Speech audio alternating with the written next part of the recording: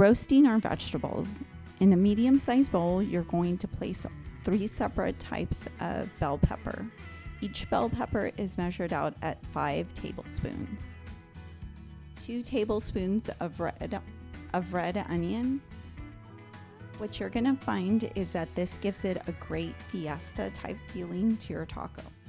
Everything is going to go on a baking sheet once it's been coated with olive oil, and I usually measure out about 2 tablespoons of olive oil so that it doesn't stick to the baking sheet. Then you're going to go ahead and already have pre-cracked 8 egg whites and 4 regular eggs.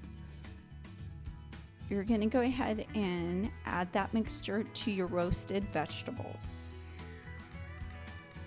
It'll cook in a medium to high skillet, but you do not want to dry out your eggs because you will need to reheat your breakfast tacos. So you want to keep your eggs as moist as possible, but not runny.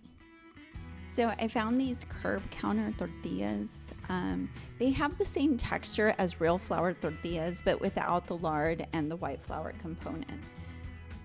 Then once we've heated up our tortillas, you're going to go ahead and create the assembly line. So notice how I already have the breakfast taco tightly over the filling and over the sides.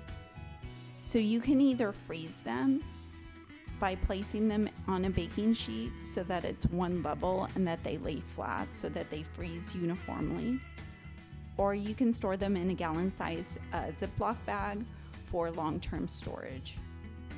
In order to eat them, you want to go ahead and unwrap your breakfast taco.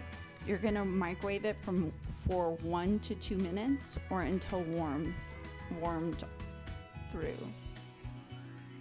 Or heat it up in a toaster oven at 350 for 12 to 15 minutes.